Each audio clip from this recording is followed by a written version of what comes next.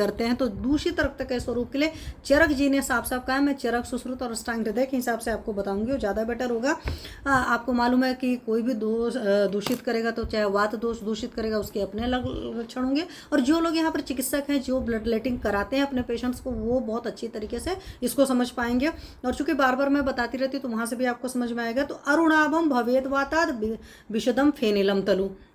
तो अगर वात दोष से दूषित आपका रक्त है, तो उस केस में अरुण कलर का होगा, अरुणाभ होगा, मतलब हल्का सा उसमें ब्लैकिश रेड जिसको कहते हैं वो होगा। अरुणाभम भवेद वातात विशद होगा, विशद मतलब हल्का सा पिछिल टाइप का होगा, विशद पिछिल मतलब थोड़ा सा चिपचिपाहट नजर आएगी। फेनिल होगा, फेन निकल आएगा, और तनु मतलब पतला होगा। या यहाँ पर अगर आपको लेकर के कंफ्यूजन हो रहा है, तो यहाँ पर मैं एकदम क्रिस्टल क्लियर एक चीज़ बताऊंगी। जो सारे लोग, अगर जितने लोग ब्लड लेटिंग कराते हैं, तो नॉर्मल ब्लड की अपेक्षा ये ब्लड जो होगा वो आपका थोड़ा सा पतला होगा। तनु मतलब पतला होगा। तो नॉर्मल ब्लड वो आपको कब समझ में आएगा, जब आप बहुत सारे ब्लड को देखे रहोगे तब। अगर आपने नहीं देखा है बहुत सारे ब्लड लेटिंग में, तो आपको समझ में नहीं आएगा ये खून पतला है या गाढ़ा है। तो खून की एक नॉर्मल कंसिस्टेंसी होती है, ब्लड की एक नॉर्मल कंसिस्टेंसी होती है। उस कंसिस्टेंसी से अगर पतला है, तो इसका मतलब वात दोष से दूषित है। फेनिल होता है, फेन निकलता है, उसमें बबल्स टाइप के रहते हैं, तो वो वात दोष से दूषित होता है।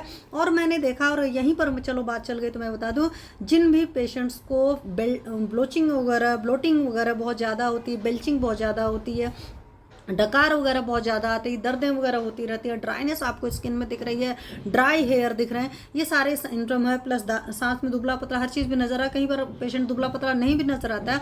लेकिन अगर उसके अंदर वात बढ़ा है, तो आप उसकी ब्लड लेटिंग अगर कराते हैं या खुद भी निकाल करके देखेंगे, मतलब खुद भी मतलब चिकित्सक के लिए मैं कह रहा हूँ, नॉर्मल लोगों के लिए नहीं, तो उस केस में आपको दिखाई देगा कि एक तो ब्लड बहुत तेज़ी से निकल रहा है, मतलब तनु होगा, क्योंकि पतली चीज़ जो है वो ज़्यादा ईजिली निकल जाती है, और उसमें झाग वगैरह भी आपको एकदम क्रिस्टल क्लियर नजर आएंगे। कलर भी उसका थोड़ा सा ब्लैकिश होगा, या कह सकते हो कि हल्का सा मैरून टाइप का रेड ज़्यादा होगा। तो यहाँ से आप ये समझ सकते हो कि इस पेशेंट का जो दोष मतलब ब्लड है, वो वात दोष से दूषित है। तो ये तो हमारे चरक जी ने कहा था। सुश्रुत जी ने भी क्या कहा, फेनिलम, वही वर्ड है कि फेन है। अरुणम है, अरुण वर्ड भी, पर सुश्रुत जी ने एक वर्ड अलग से ऐड किया, दैट इज कृष्णम, कि कालापन होगा। तो कालेपन की तरफ जा रहा है, तो सिंपल सा लैंग्वेज में आप समझ सकते हैं, दैट इज ड्यू टू वात दोष। परुषम होगा, खुरदुरा होगा, मतलब उस ब्लड में जो होती है ना चमक नहीं होगी, क्योंकि स्निग्धता की वजह से चमक आती है। तो परुष होगा, तो वो थोड़ा सा कह सकते हैं बुझा टाइप का, डल टाइप का होगा। परुष का मतलब तो खुरदुरा होता है, लेकिन ब्लड के केस में आप खुरदुरा कैसे समझेंगे, सो मैं आपको बता रही हूँ। तनु वर्ड सबने बोला था, इन्होंने भी बोला।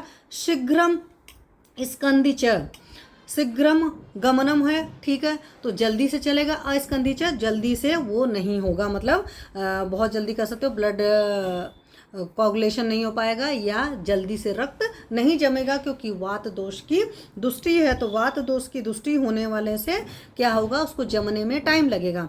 अब यहीं से एक चीज़ आप और समझ सकते हो, जब आप BT-CT कराते हो, मतलब ब्लीडिंग टाइम और क्लॉटिंग टाइम करा सकते हो, तो क्लॉटिंग टाइम में अगर ज़्यादा समय लग रहा है, थोड़ा सा ज़्यादा समय लग रहा है, तो समझ लीजिए कि आपका वात दोष से दूषित ब्लड है।